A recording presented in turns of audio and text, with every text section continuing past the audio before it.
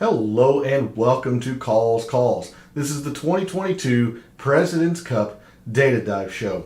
We have a lot to get into as we were focused on the course last night with Quail Hollow. Tonight we are focusing just on the players, who plays difficult courses well, who has done well at President's Cups, potential partnerships, all of that good stuff. We have quite a bit to get into. Let's not waste any time. All statistics provided tonight and every night are from fantasynational.com. It is the best tool out there, the best resource. I say it every show. There's a lot of great tools out there. There's a lot of great content out there, great sources. I truly believe Fantasy National is the best out there. It has your lineup generator, ownership projections, everything you could need to dominate in whatever format of DFS you play. It also has what you need data-wise to have the leg up in the betting market. So go check out fantasynational.com. It is well worth your investment. In the description to the video, there are links to all of my social media: Twitter, Instagram, Twitch, Discord server. This is where you are able to get a hold of me during the day if you have any questions. I am live every morning on Twitch. Today I was doing some research around the President's Cup players, some individual records in President's Cups, match play events. I also went back and critiqued my Fortinet performance, essentially. Checked and see how I did, what worked and what didn't in the data model, all of that good stuff. So if you want to see some of the research that I do, hope you consider dropping by on Twitch in the mornings. I'm going to say 10 a.m. Eastern. It's in between 10 and 11. So give me a follow at Twitch and you won't miss any of those notifications. But Twitter is where I post research around winners, my betting cards, all of that good stuff. So make sure you give me a follow at all of the links in the description. And then finally, we're live. Chat's open. I want to hear from you all. What are you looking forward to for the President's Cup? Do you think it is going to be an American route like the Ryder Cup was? Do you have any early leans as far as players to use, players to fade, all of that good stuff? So let's do what we're here for. Let's dig into the data for the 2022 President's Cup. And we start with a correction. And for once, it's not my fault. That won't happen very often, so I'm going to absolutely remind you every second I can that this is not my fault. You see here, President's Cup Final 2. That would indicate that they have changed something in terms of the tournament fact sheet. Well, indeed they have. And it felt really, really wrong last night to read 7,000 yards as the yardage. They have corrected that. It is now well over 7,500 yards, playing closer to 7,600. Everything else has stayed the same. Green sizes are still the same. They're larger than the tour average tour green. Same number of water hazards. We went through hole by hole last night. There's about 6 or 7 holes with water in play. The amount of fairway, the amount of rough. Nothing else has changed. They did update the yardage. So I wanted to make sure I gave you that information. Even though we talked all night last night around the course about it being long, the GCSA tournament fact sheet did have the yardage listed at just over 7,000 yards. That's clearly a mistake. It is closer to 7,600 yards. With that, let's go ahead and move over to Fantasy National. And what I have done is use the same timeline as I did for the Fortinet last week. I have grabbed all rounds in between June 1st and essentially last week. So what we have here is a listing of, let's see, I think 36 is the most, from Patrick Hantley, maybe somebody else down here. Yeah, Corey Connors. You have all the way down to as little as 20, Kevin Kisner. And you'll see that Fantasy National still has Joo Hyun Kim listed as Tom Kim. So what I've done, I made sure I brought over Joo Hyun Kim's player profile. Even though they're the same person, they have a different profile in Fantasy National. So I made sure I brought in Joo Hyun Kim so we can take a look at his statistics as we go through the night. But just to explain, again, I have brought in all rounds from June 1st forward. No other filters here, nothing else. I've also brought in or went to the President's Cup DraftKings page. Wasn't going to fight it. That way we can start maybe thinking about partnerships and a little bit of DFS. Although tomorrow will be mainly focused on DFS. Don't mind answering a couple of questions around it, but I really do try to stick to just digging into data for the Data Dive show. But anyway, so in the past 3 months or 3.5 months or so, your top total performers have been Tony Finau, Patrick Cantley, Xander, Scotty Scheffler, Max Homa, Sungjae, Justin Thomas, Corey Connors, Billy Horschel, and Taylor Pendrith. I would be hard-pressed to believe Joo Hyun Kim or Tom Kim isn't in the top 10 in there somewhere. He has had, he's been on fire the past 3 months, so I imagine he's up there somewhere. But there is your top 10 in terms of total performance, strokes gained total, no other filters, no scoring relative to par, greens, or anything like that. The only metric we looked at last night specifically to players was putting, specifically on fast Bermuda greens. The Wells Fargo has always been fast. The Wells Fargo or Quail Hollow has always been Bermuda.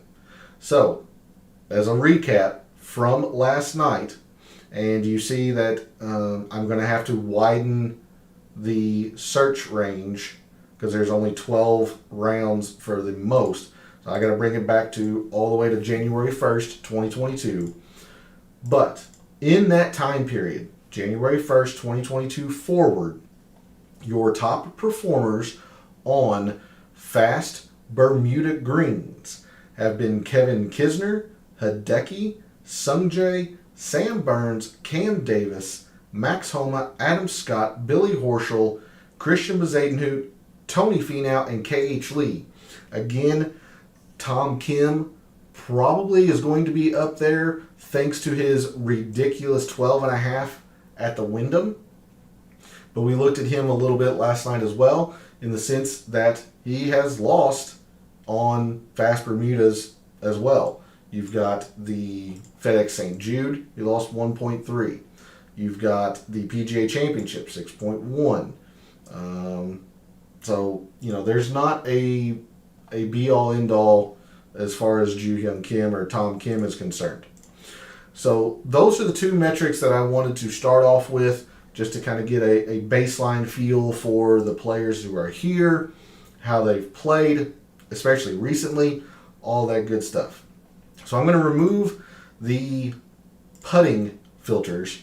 First thing I want to look at is the course is difficult. Quail Hollow is just difficult. So I want to see who has played difficult courses well. So in the same time period from January 1st forward, January 1st, 2022 forward, your top performers on difficult or in difficult rounds are Scotty Scheffler, Sungjae, Justin Thomas, Sam Burns, Max Homa, Tony Finau, Billy Horschel, Corey Connors, Colin Morikawa, Hideki, and Mito.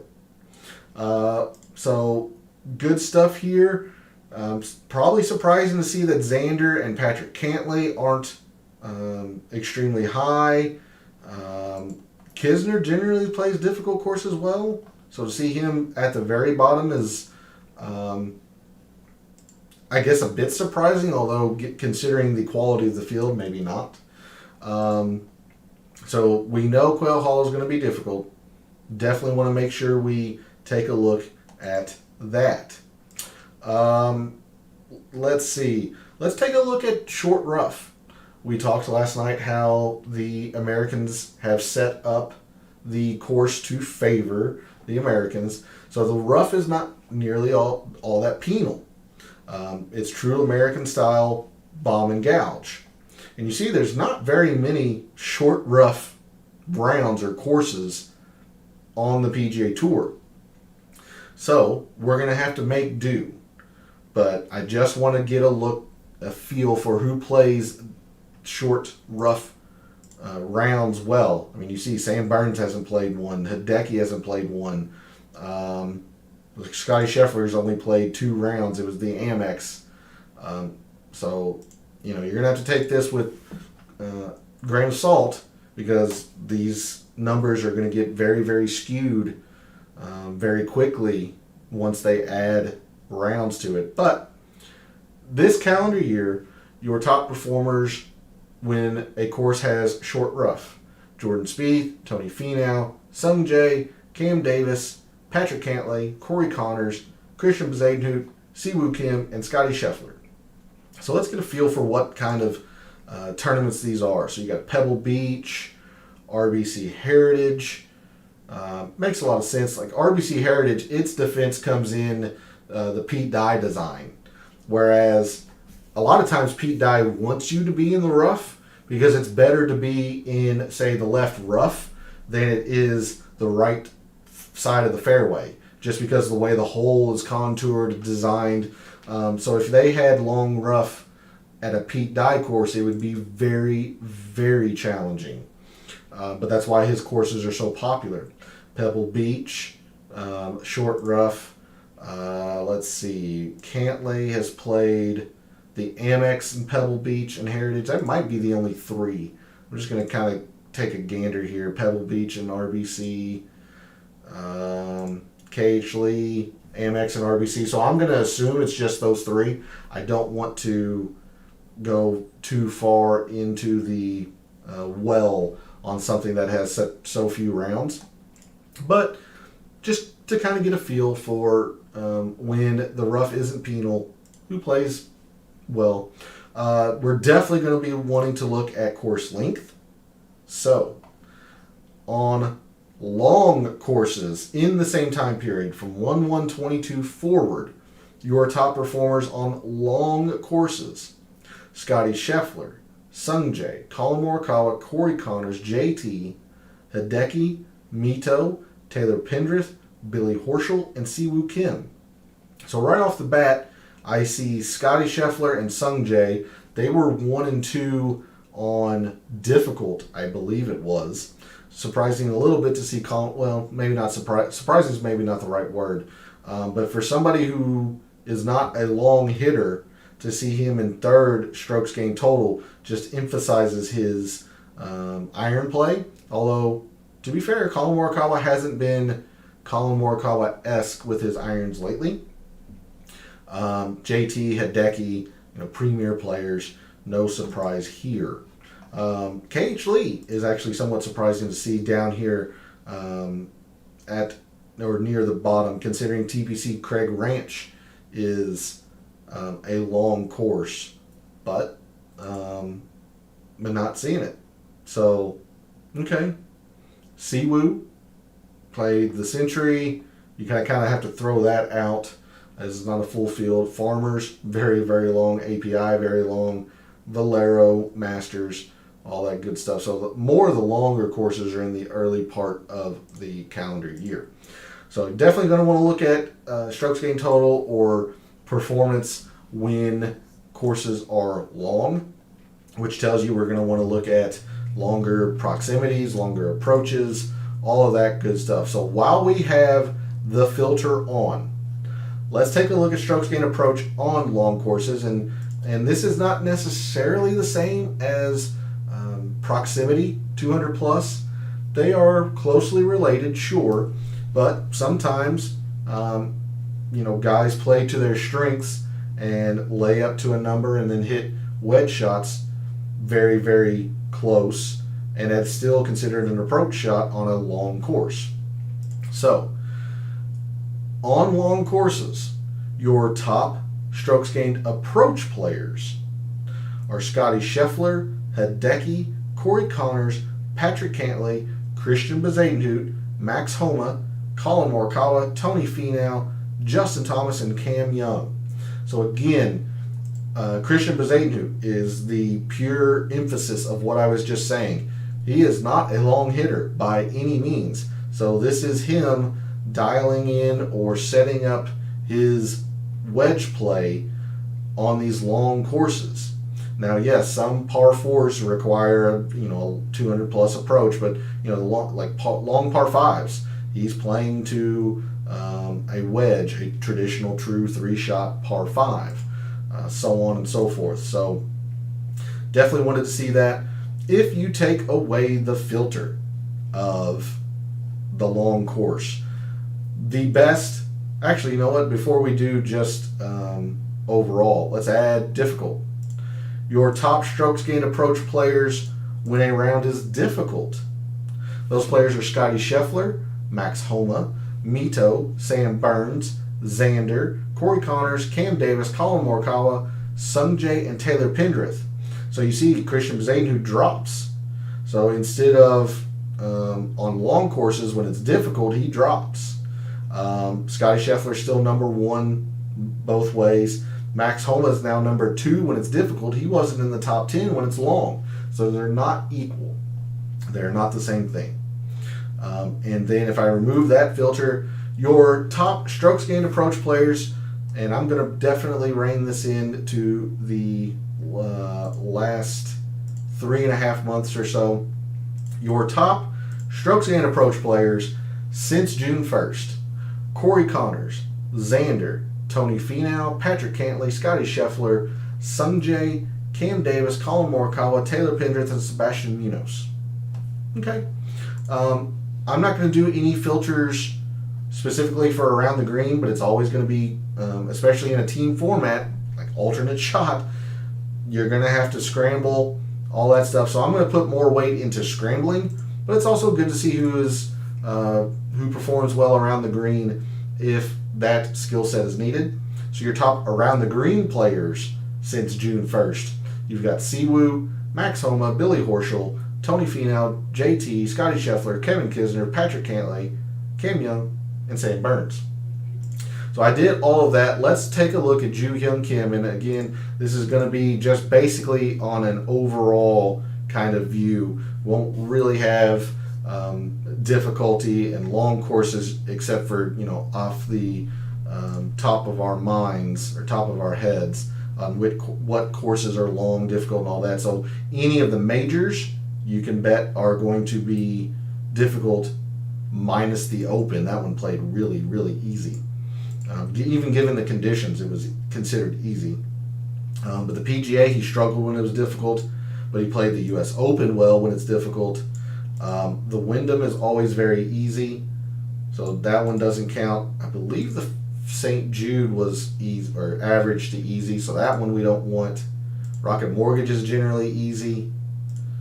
3M is generally easy, although it played difficult this year. So let's take a look at the 3M here for Tom Kim. And we're just going to look at strokes gained here for Tom Kim. He finished I thought it was 23rd. Maybe not. Okay, T26, excuse me. So he was good with the irons that week. He chipped well. Off the tee was decent. It was above field average. He was right at field average for putting. Okay.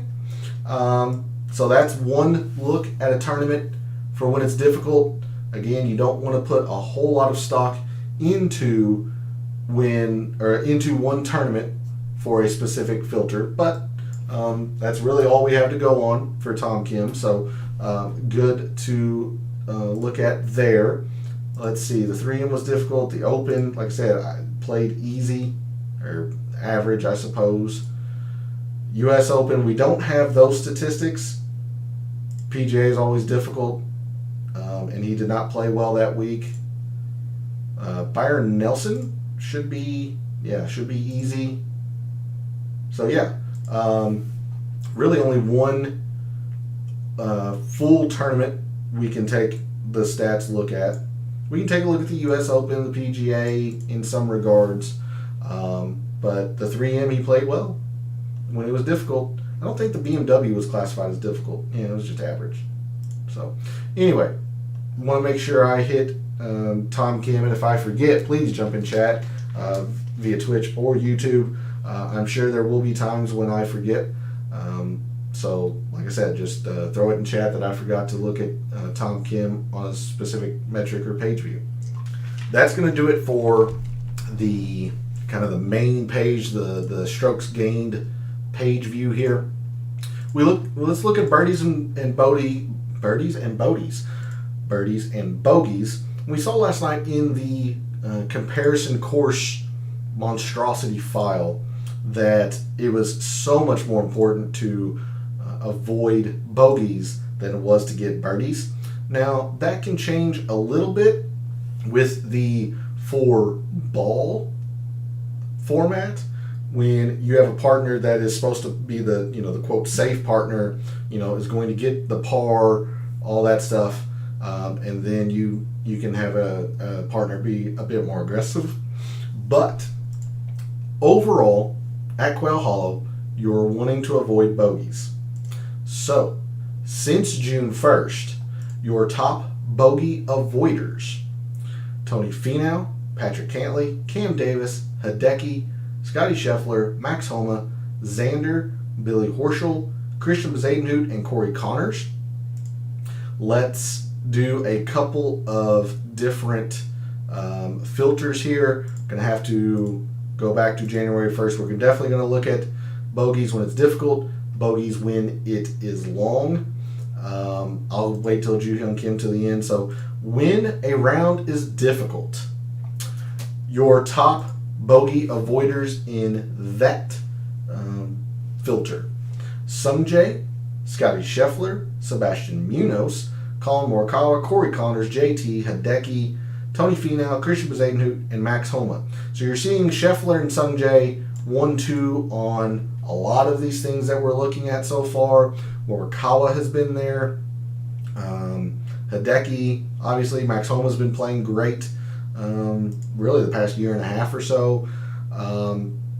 So those you're starting to get some overlap in some people who you probably want to start focusing or narrowing in for your DFS teams.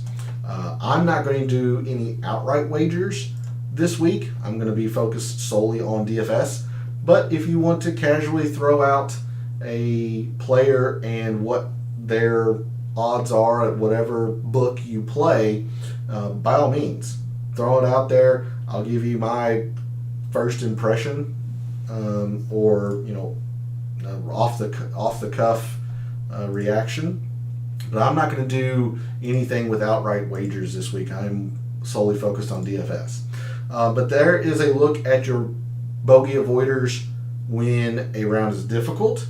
Now, let's take a look at when a course is long. And again, same time frame, 1/1/22 to essentially last week. Your top bogey avoiders in that filter: Scotty Scheffler, Sungjae, Mito, Hideki, Jordan Spieth, Christian Bezuidenhout, Corey Connors, Tony Finau, Siwoo, Patrick Hantley, and Sam Burns. So again, another filter here that's Sungjae and Scotty Scheffler 1-2. That's a lot of overlap here in the first two page views we've looked at. So I'm going to be strongly considering both of them, considering where they're at in a lot of these filters. Let's take a look at Joo-Hyun Kim. We'll go to birdies and bogeys. I'm going to highlight back to the PGA. It's a little bit further back than June 1st, but it does include the difficult metric. Actually, you know what? Let's just go back to the Byron Nelson, make it easy. Byron Nelson is not difficult. It's not long. So we have to make do with what we can. But Tom Kim, pretty good at avoiding bogeys generally speaking. Let's see, in a difficult environment, again, the PGA, he just didn't play well. That happens. Bad weeks happen. U.S. Open, he was very good at avoiding bogeys. Much needed. The Scottish Open was difficult. He avoided bogeys there. So, good stuff there. 3M. Now, he was more birdie oriented at the 3M when it was difficult. But generally speaking, he is more of a grinder, a avoid the bogeys type player, which should set up well for this. It really should. So there's Tom Kim. We move now to Fairways and Greens. And we saw with the comparison course look last night that we're going to be looking at good drives. We're going to be looking at greens. We're definitely going to be looking at scrambling because, especially in foursomes, alternate shot, your partner's not going to hit the green every single time. So, we're going to have to see who scrambles well, who putts well, all that kind of stuff. We're going to be looking at a whole lot on this page view. Opposite kind of what we did at the Fortinet last week. We didn't really look at a whole lot on this page view. This week we were wanting to look at a whole lot. Even driving distance, because the course is so long, we're going to want to look at that. So, with no filters, I'll bring this back into June 1st. Since June 1st, your top driving distance players are Cameron Young, Cam Davis, Taylor Pendrith, Justin Thomas, Tony Finau, Patrick Cantlay, Max Homa, Xander, Jordan Spieth, and Adam Scott. So I was trying to think about last night who on the international team can really put it out there. Like Adam Scott, actually, to his credit, is a lot longer than I was giving him credit for last night. So he's 10th. But, somebody like Bezadenhout, this is not his game. Siwoo's not a big hitter. Munoz, not really known for it. I guess he can. Mito, Sungjae, KH Lee, it's not really their game. Now, I was forgetting Taylor Pendrith, Cam Davis. These guys can move it.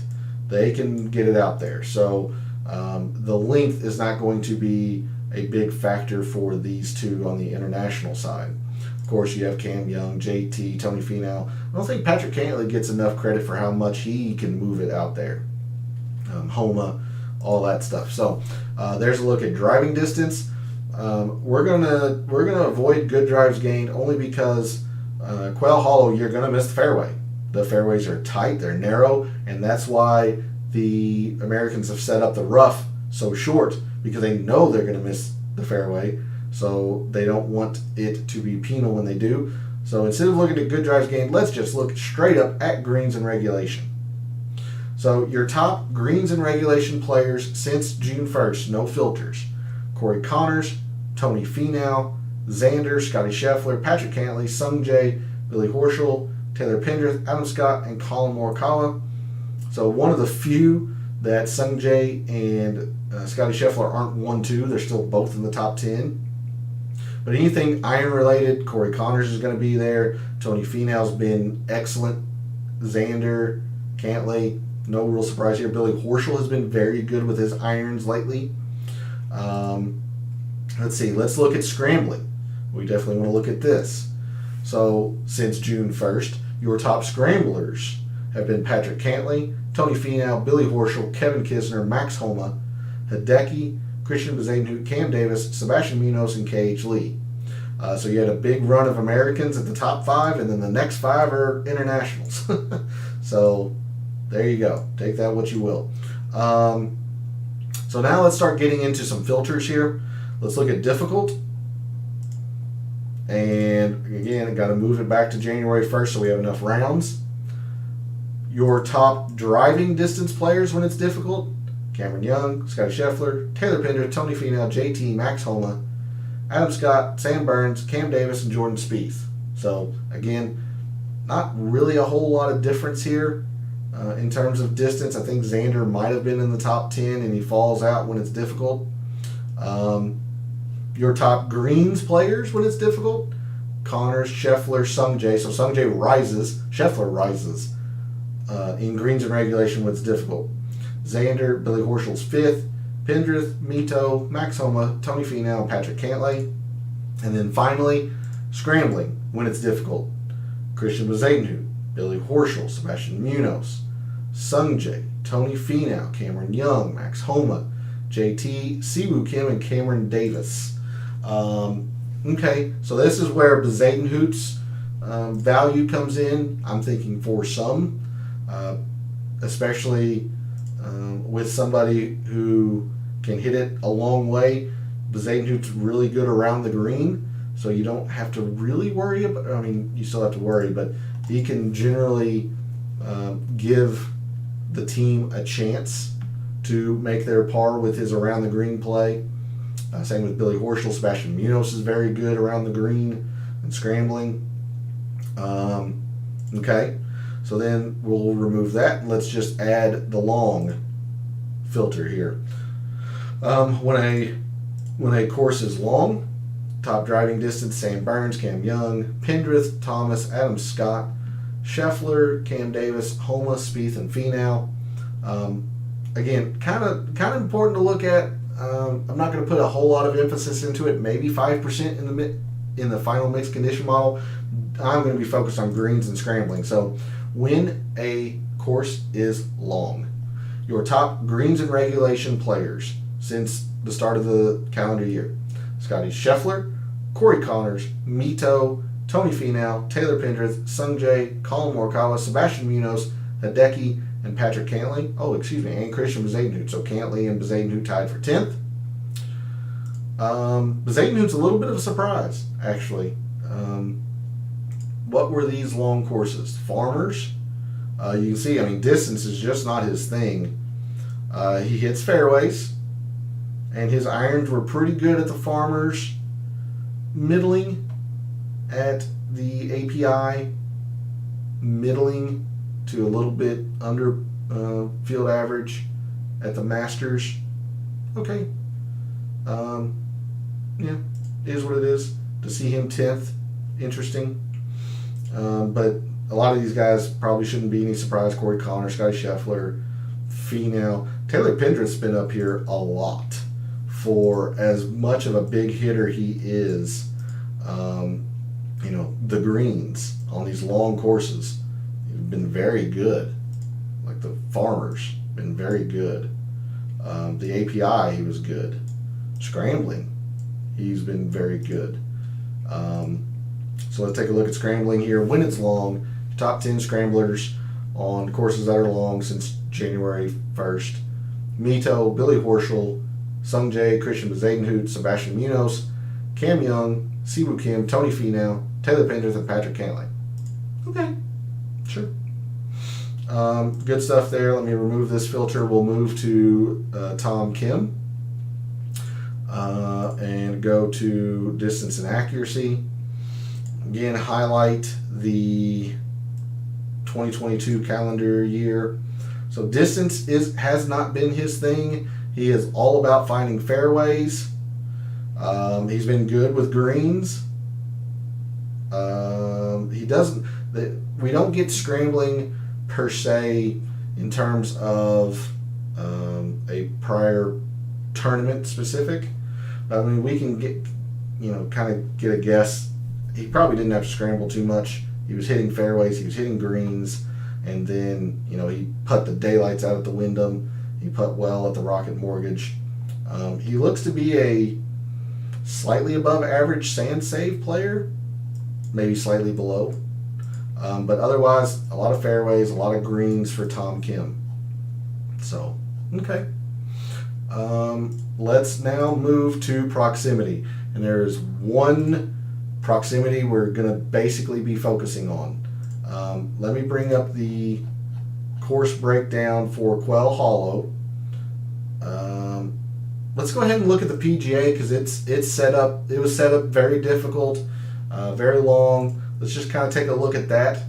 So at the 2017 PGA, you had 40% of the approach shots came from 200 plus. Tells you everything you need to know. So we're going to be focused on specifically 200 plus. I don't think I might do 200 plus when it's difficult. But first, let's start with just top 200 plus approaches. So since June 1st, your top players on approach shots from 200 plus yards: Xander, Max Homa, Cam Davis, Patrick Hantley, Justin Thomas, Cam Young, Sungjae, Colin Morikawa, Adam Scott, and Mito. This might be the first filter that Scotty. Where is Scotty Scheffler on here? Am I blind? There he is. This might be the first filter that Scotty Scheffler isn't in the top 10. Is 200 plus approaches. So, not necessarily a detriment, but it is very, very important here at Quail Hollow. If we look at 200 plus approaches when a course or a round is difficult, your top players in that scenario: Max Homa, Xander, Corey Connors, Cam Davis, Taylor Pendrith, Mito, Sam Burns, Adam Scott, Colin Morikawa, and Patrick Cantley. Scotty Scheffler again not there. Sungjae falls out on 200 plus approaches when it's difficult. Otherwise, this feels like the same list. Pretty close to it. Maybe the order is different, but it feels like the same list. For Tom Kim, approach and proximity. This one takes a little while to load. So this will be a reminder that if you want to see a whole lot of this research, make sure you catch me on Twitch in the mornings. But Tom Kim, 200 plus approaches, has been very, very good. Like, the Scottish was difficult, and he was immaculate from 200 plus. PGA is difficult, and he really struggled. 3M was difficult. It played fine. So he looks to be pretty proficient from 200 plus. So Tom Kim seemingly is setting up fairly well for the President's Cup. We move now. We're going to skip par threes entirely. We saw last night the par threes just aren't important here. They just aren't. Par fours. And we're going to focus entirely on these two ranges, mainly the 450 to 500. Now, yes, the PGA Championship in 2017 did move some of these into here, so we'll definitely be looking at both ranges. But I'm going to put a whole lot of heavy emphasis on the 450 to 500. And I'm not going to use any filters. 450 to 500 yard par fours are what they are. So, on par fours from 450 to 500 yards since June 1st, your top players in that case: Tony Finau, Sungjae, Adam Scott, Christian Bezaden, Taylor Pendrith, Patrick Cantley, Max Homa, Sam Burns, Sebastian Munoz, and Scotty Scheffler. If you're looking for top 10 in terms of both 450 to 500 and 500 plus, you got Tony Finau, who's first in 450 to 500, 8th in the 500 plus. Scott, 3rd and 3rd.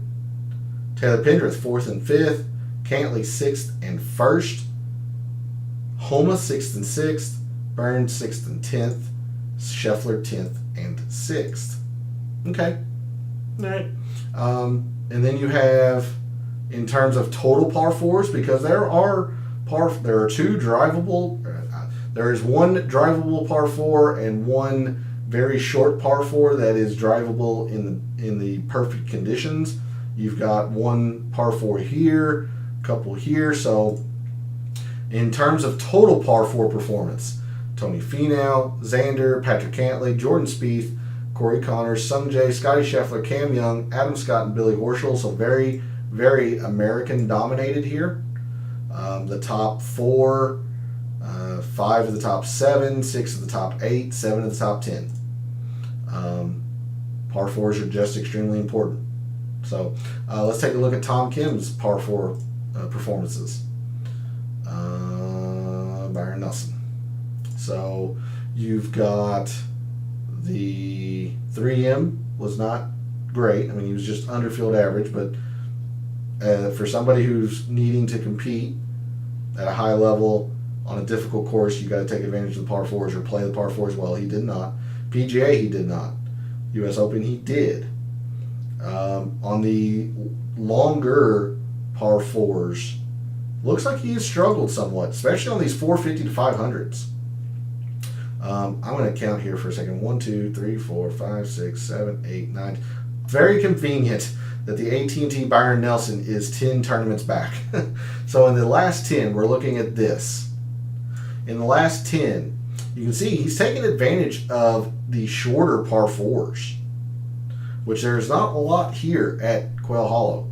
He has struggled from the 450 to 500s, especially lately. And he's been okay. I mean, he's been decent at the 500 plus, but that is not his strong suit. So that could be an issue for Tom Kim. We're going to move now to par 5s, and then we'll move to Microsoft Excel. So par 5s, just getting a little refresher, 550 to 600. Okay, what's the short one? 546. So it's basically going to play in the 550 to 600. So I'm just going to basically look at 550 to 600, I think. Do I have that Excel file up? No, of course not, because I'm an idiot. All right, on par 5s, from 550 to 600 yards since June 1st, your top performers: Patrick Cantley, Tony Finau, Scotty Scheffler, Cam Davis, Billy Horschel, Taylor Pendrith, Max Homa, K.H. Lee, Sam Burns, Justin Thomas. Again, very American dominated. And then Tom Kim, par 5 efficiencies. 550 to 600. He started off really, really bad, but has gotten better in his last 5. He plays the par 5s well, always. So that's promising for Tom Kim.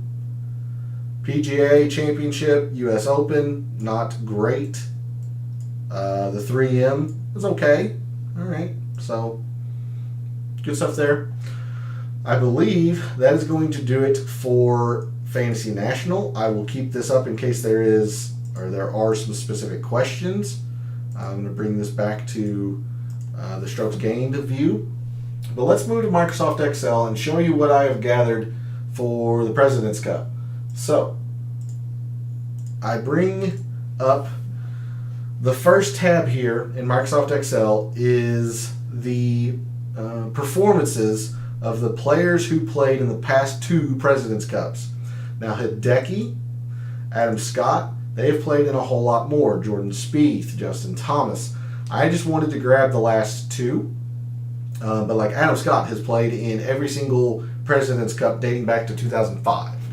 I didn't want to have to gather all of that data, but this should give us a good idea as at how players play. I wanted to see who they played with, all that kind of stuff. The last time the President's Cup was played in Royal Melbourne, when Tiger Woods was the player captain, you had Thomas and Woods play in 4-ball. You had Thomas and Woods play the first set in 4-sums, and then JT played with Ricky on Saturday to give Tiger a rest, essentially, because he was coming off the car wreck. But I think he was in the car wreck by then. I don't remember. But anyway, so you had JT and Tiger on Thursday, Friday, JT and Ricky on Saturday. I think it's a very safe bet that JT and Spieth will start. I do have some belief that they might be split throughout the week, but I think they'll start together. And then I guess the Americans will probably see how things are going. I think it's a pretty sure slam dunk that Cantley and Schauffele are going to play together and probably play every single round. That is, with no disrespect to any of the other 10, it's probably the best team duo the Americans have put forward in international competitions in a long, long time. So you see, like in 4-ball, JT and Tiger beat Neiman and Leishman 4-3. Sung Jae and Adam Hadwin beat Cantley and Schauffele. Adam Scott played with Ben On. Hideki played with CT Pan. Interesting to note that Finau played with DeChambeau. Sung Jae played with Cam Smith on Friday. Hideki played with Ben on Friday. Scott and Oosthuizen. So again, just trying to get a feel for who played with who in these various President's Cups. Finau and Kuchar. Scott and Oosthuizen played together quite a bit. Scott and On. Hideki and CT Pan. Sung Jae played in all 5. He was with Hadwin, Cam Smith, Abe Ancer, and Cam Smith. And then in the singles for 2019, Hideki and Finau halved. Sung Jae destroyed Gary Woodland. Cam Smith beat JT. I meant to bold these, who the ones are here. Finau's here, Matsuyama's here, M, and Scott. But like Cantley and Schauffele defeated their opponents. And then 2017, like Hideki, Scott, Siwoo Kim was here. Did not fare well, except for in the Saturday afternoon 4-ball. But again, JT and Ricky together. Kevin Kisner played with Phil Mickelson most of that week. Actually, exclusively that week. Those two played together. Spieth was with Reed that entire week. Let's see. Spieth's here, Kisner's here, Scott's here, Siwoo, and Hideki. Hideki played with Vegas, Hadwin, Schwartzel, so he hasn't had a consistent partner in a while. Scott, Hadwin's Vegas. Okay. And then in singles, like Hideki beat JT. You'll see a theme here around JT. But Hideki beat JT, Berger beat Siwoo, Scott beat Koepka, Spieth beat Vegas. Okay. So there's a look at the past 2 President's Cups. Who played with who, all that stuff. Now let's get into some specific data here. I'm trying to get a gauge for where this cuts off. So basically right here. Okay. So what I have here, and I'm hoping you can see the labels and whatnot. Here are the Americans. Here are the internationals. Obviously, the internationals are X'd out or nullified for the Ryder Cup. So specifically speaking to President's Cups, you've got Billy Horschel, Cam Young, Colin Morikawa, Max Homa, Sam Burns, and Scotty Scheffler are rookies. So half the team are rookies for the President's Cup on the American side.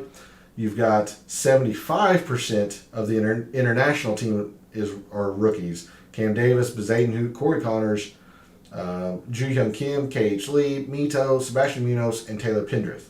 All are rookies for the President's Cup.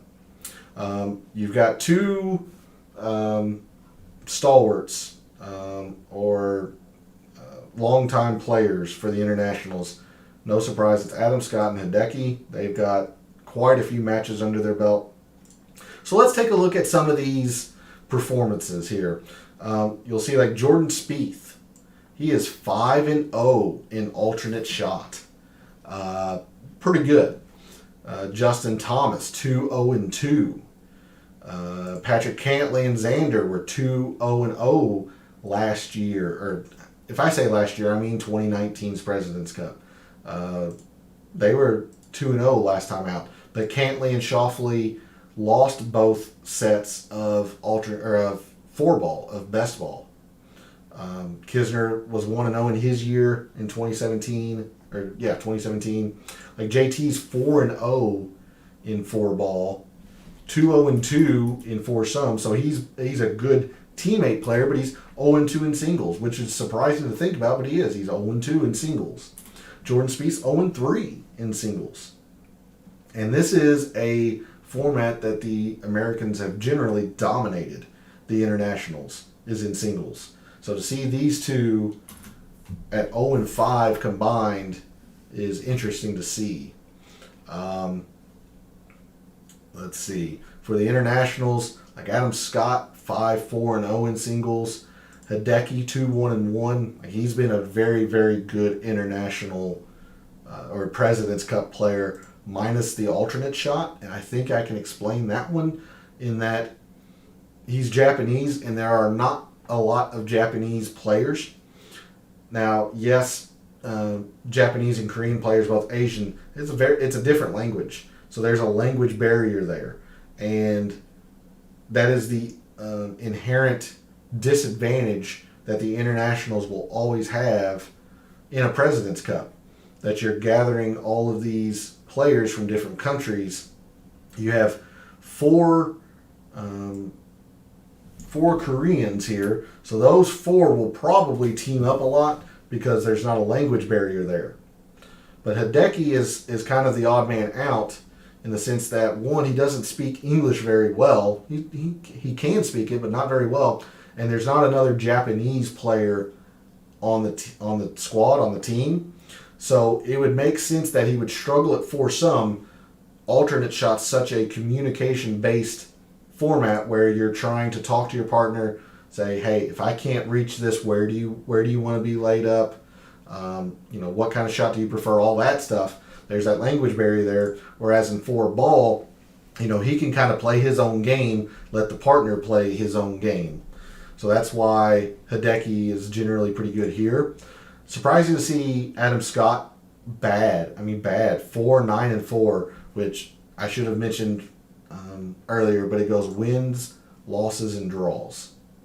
Wins, losses, and draws. But Adam Scott's been bad at four ball, but he's been decent at foursome. So he's kind of the inverse of Hideki. He's able to play alternate shot fairly well. 7-9-2, while technically a losing record, that is nothing to be ashamed of. When you play 18 matches in an international style format, if you're close to 500, that's pretty darn good. And then you have the two players that have only played one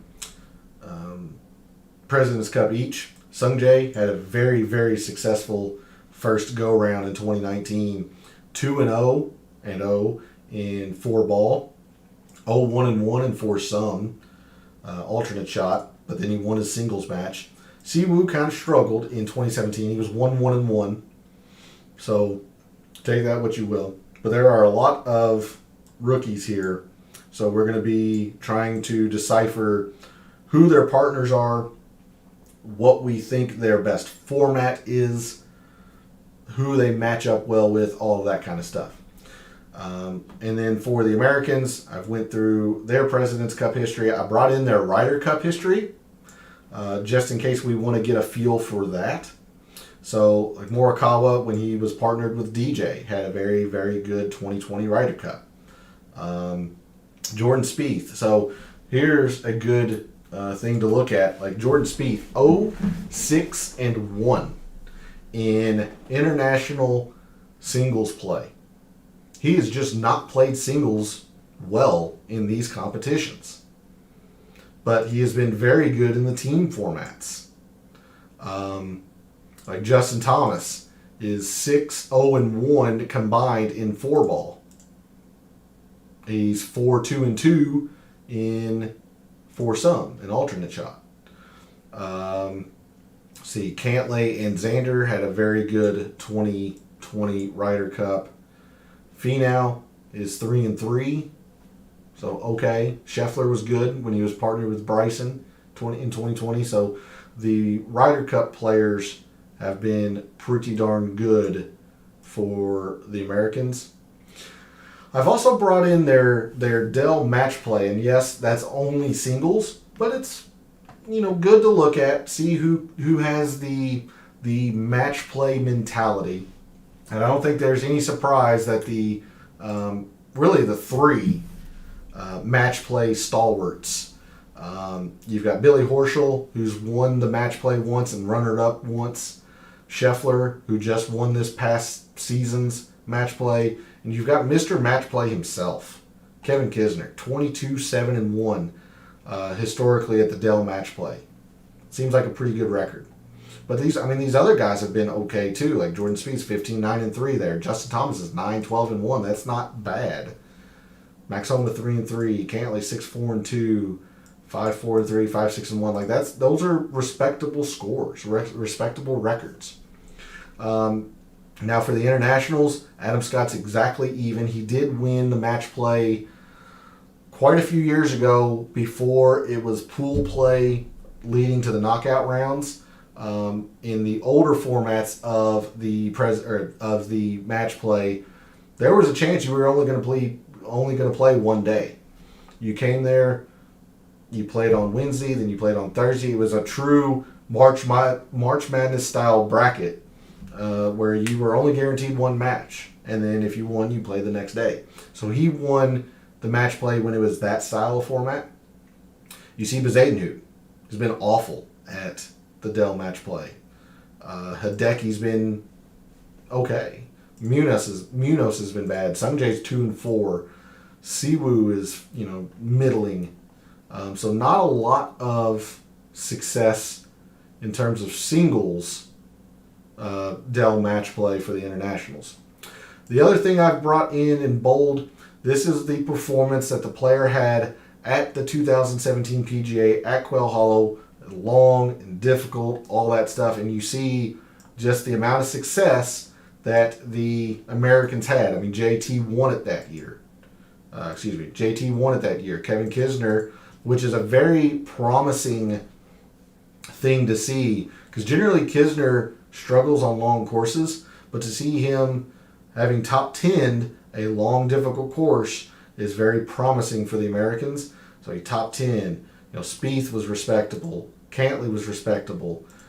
Middling finishes from Finau and Billy Horschel. The only one that played that year that is on the American side is Xander. He missed the cut. You didn't have a lot of players playing then for the internationals, but both of the stalwarts made the cut. Hideki top 5, and then Siwoo did Siwoo things. He withdrew. And then what I've brought in over here is the Wells Fargo data for when it is at specifically Quail Hollow. So you will see, 2022, no data because it was at TPC Potomac. 2020 canceled due to 2020 being the year it was. 2017, because the PGA was there, Wells Fargo moved to Eagle Point. So this is a look at your performances at the Wells Fargo when it has been at Quail Hollow. So Jordan Spieth only really played it once. It was a long time ago. JT has played this course very well, and he won the PGA. So he loves Quail Hollow. Kevin Kisner has been okay here. He's missed the cut 3 times, but he also has a top 10. Max Homa has a win and a top 70, a tie for 76th. Kind of like the Fortinet.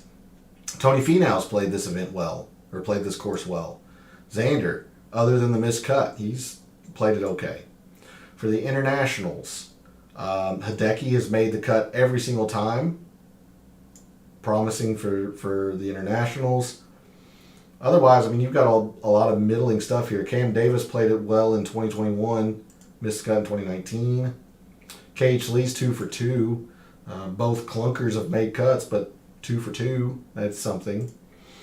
So I wanted to make sure I brought that info in for you, if you want to look at that. The last thing I have brought in is a player and his partner, the years that the Zurich Classic has been a team event.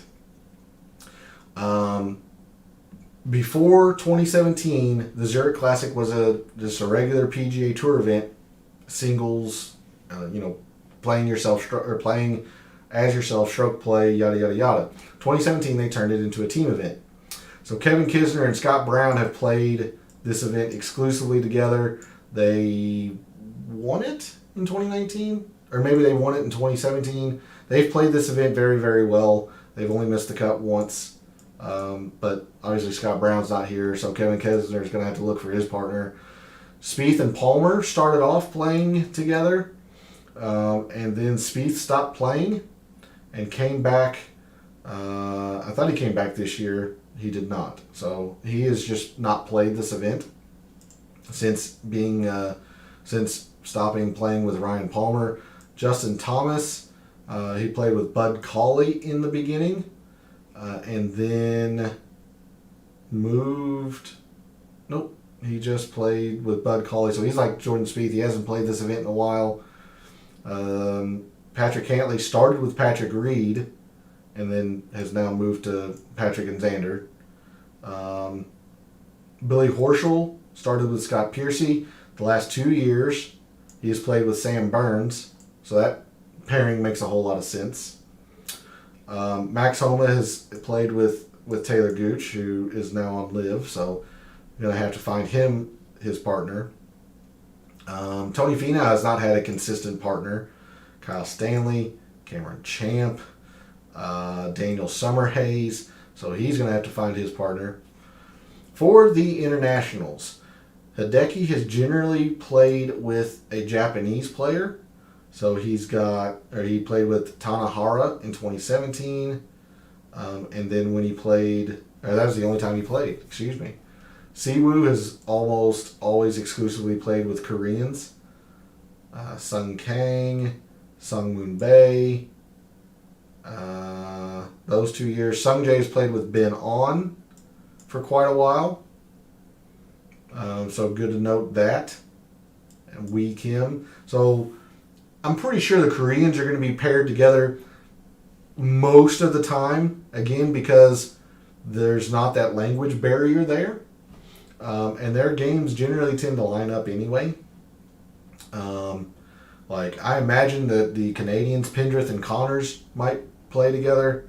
Connors has only really played this event once. It was with Mackenzie Hughes. Let's see, Adam Scott and Jason Day. Obviously, Jason Day's not here. So Cam Davis hasn't played this event much. You might imagine a scenario where Adam Scott and Cam Davis play together. But that'll be what's fun tomorrow, and especially Wednesday. I really do hope you think about joining me on Wednesday as I go through the captain's rosters, how I would fill out a team and all that stuff. But we are going to want to think about this for tomorrow in the DFS portion. I'll explain tomorrow how the President's Cup and Ryder Cup, but President's Cup is different than normal DraftKings contests. I'll do that tomorrow. But we're going to want to start thinking about who we think is going to play together, who's going to play often. That's a very, very important aspect of DFS this week. So I'm going to leave you off with this here, with these records and performance at Quail Hollow when it's the Wells Fargo, with the 2017 PGA. Thanks for tuning in and watching and listening. I always appreciate the support. Reach out to me on social media. If you have any questions, I'll be on Twitch tomorrow morning. Again, somewhere between 10 and 11 a.m. I'm going to try to make it 10 a.m. Eastern. My sleep schedule might not permit that. We'll see. But sometime in the morning, I will be live on Twitch. I'll be doing some more research. I'll be starting my DFS contemplating, if you will, all that kind of stuff. For any wagers you have made this week for the President's Cup, for any of the wagers you're thinking about making this week for the President's Cup, and until I see you tomorrow night for the DFS Tactics show, may all your bets be profitable.